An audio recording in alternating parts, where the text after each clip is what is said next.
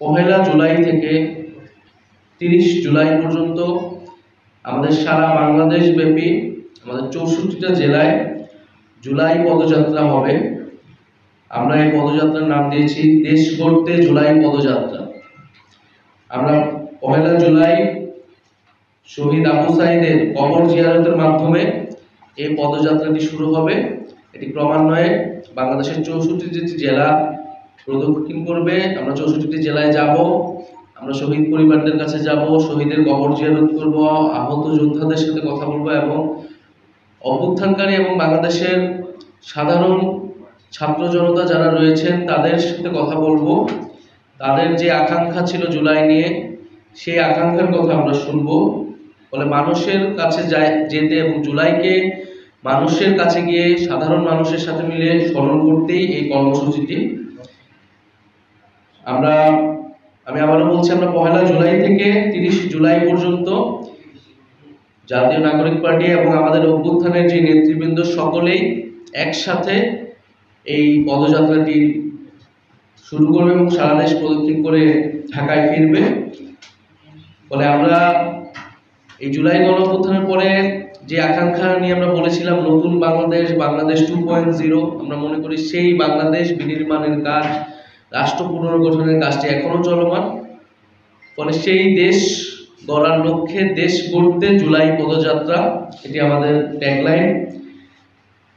এর মধ্যে আমরা 16ই জুলাই যেদিন শহীদ আবু সাঈদ শহীদ হন, এই জুলাই গণঅভ্যুত্থানের প্রথম শহীদ, এবং তার শহীদ হওয়ার মধ্য দিয়েই আমাদের যে জুলাই গণঅভ্যুত্থান শহীদের যে মিছিল, সেই মিছিলটি আসলে শুরু হয়েছে। ফলে সেই দিনকে আমরা বৈষম্য বিরোধী শহীদ দিবস হিসেবে পালন করব এবং সারা দেশে শহীদদের জন্য দোয়া মাহফিল এবং স্মরণসভা অনুষ্ঠিত হবে। বৈষম্য বিরোধী শহীদ দিবস 16ই জুলাই।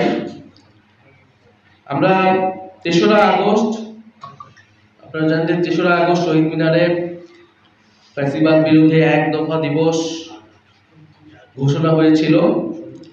আমরা এই বছর 3রা আগস্ট শহীদ মিনারে ছাত্র জনতার জুলাই ঘোষণাপত্র ইস্তেহার পাঠ কর্মসূচি অনুষ্ঠিত হবে। আপনারা জানেন যে জুলাই ঘোষণাপত্র যেটি সরকারের দেওয়ার কথা ছিল, আওয়ামী লীগ নিষিদ্ধের আন্দোলনের প্রেক্ষিতে 30 কার্য দিবস বলা হয়েছিল, সেই 30 কার্য দিবস পার হয়ে গিয়েছে, কিন্তু সরকার কোনো ধরনের উদ্যোগ আমরা দেখিনি। এই জুলাই ঘোষণাপত্রের দাবিটি ছিল যারা অভ্যুত্থানকারী ছাত্র নেতৃত্ব তাদের পক্ষ থেকে এই দাবিটি এসেছিল যে জুলাইয়ের ঐতিহাসিক প্রেক্ষাপট, সাংবিধানিক স্বীকৃতি, শহীদদের মর্যাদা ইত্যাদি নিশ্চিত করার জন্য আমাদের এই জুলাই ঘোষণাপত্রটি প্রয়োজন।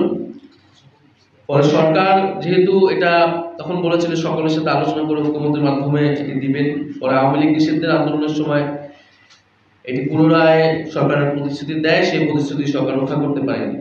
ফলে আমরা মনে করি যে অভ্যুত্থান ছাত্র জনতা করেছেন এবং এই ঘোষণাপত্র আমরা ছাত্র জনতাকে সাথে নিয়ে তাই 3রা আগস্ট এই ছাত্র জনতার জুলাই ঘোষণাপত্র এবং ইস্তেহার কর্মসূচি রাখছি। সারা বাংলাদেশের মানুষের আকাঙ্ক্ষা, তাদের প্রত্যাশা শুনে তাদেরকে সাথে নিয়ে আমরা 3রা আগস্ট শহীদ মিনারে ছাত্র জনতার জুলাই ঘোষণাপত্র এবং ইস্তেহার পাঠ করব এবং 5ই আগস্ট আমরা ছাত্র জনতার মুক্তি দিবস উদযাপন করব।